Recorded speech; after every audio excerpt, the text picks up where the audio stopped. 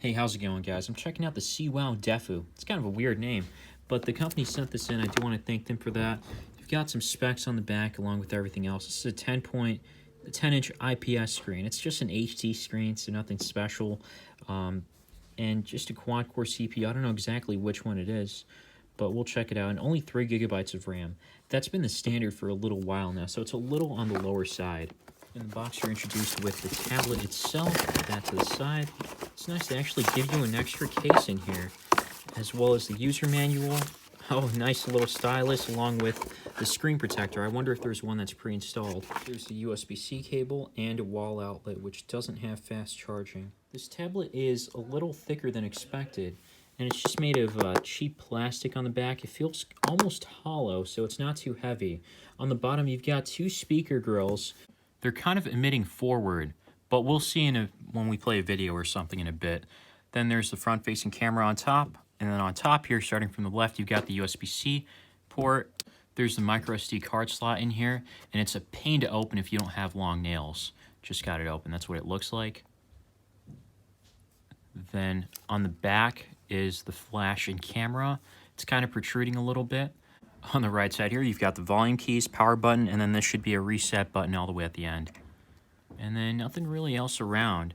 Oh, a 3.5 millimeter headphone jack right there. Can't forget that. And then, yep, nothing else on the side. Even after peeling this off, there's still a screen protector that's pre-installed on here, so the other one is just an extra, which is nice. Then you also have this case here, which is just silicone rubber or plastic. Yeah, it feels rubbery. And this flap kind of reminds me of the iPad case, when it's like when you close it, the iPad screen closes, and then when you open it, it'll just like expose that part. You don't get anything like that here. However, this can act as a stand, and that's kind of nice. It's better than nothing, I'll say. So, always appreciated when there's extra accessories involved. This tablet is pretty bright, but not enough to use outside in daylight. And out of the box, you only have about 26 gigabytes of storage free. That's not much at all these days. And then the Android, it's running Android 11. There's not too much bloatware here, so it's going to feel like stock Android or near stock Android. But yeah, so far things feel kind of snappy and smooth, so that's definitely a good sign. The screen is only 10 or 1280 by 800, so it is going to feel kind of pixelated if you're coming from an iPhone device or some high-end Android flagship, of course. I'm not too worried about the camera because that's not a deal breaker. That's not the main reason why people are looking for tablets. I was going to try to play a video in a second, but I noticed that this is actually a lot slower than expected. Like, look at how slow this gets. I'm just trying to get to my videos, and it's just not working. Yeah, look at that.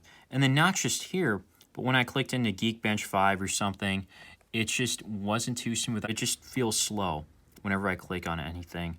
So definitely not a good sign there. I want to say is best for gaming, except the color contrast is just...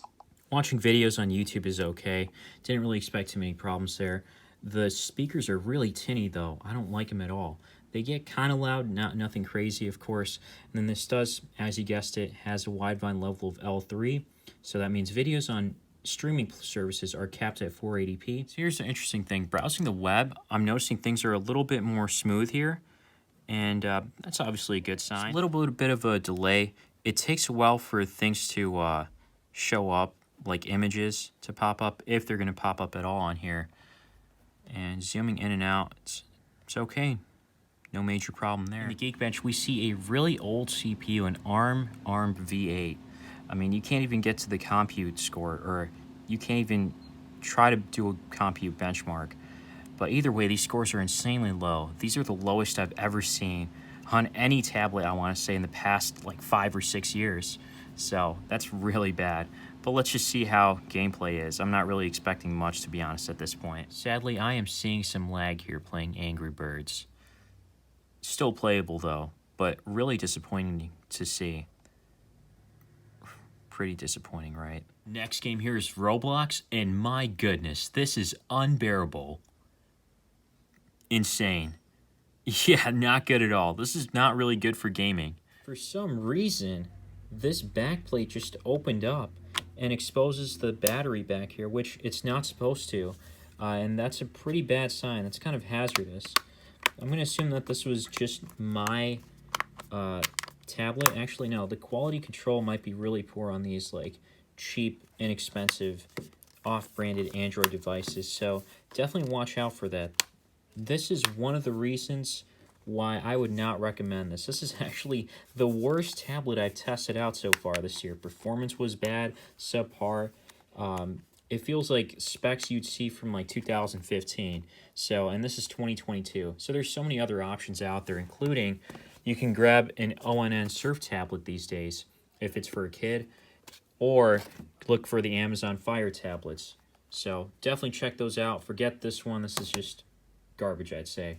Let me know what you guys think down below, and subscribe if you want to see more. As always, thanks for watching.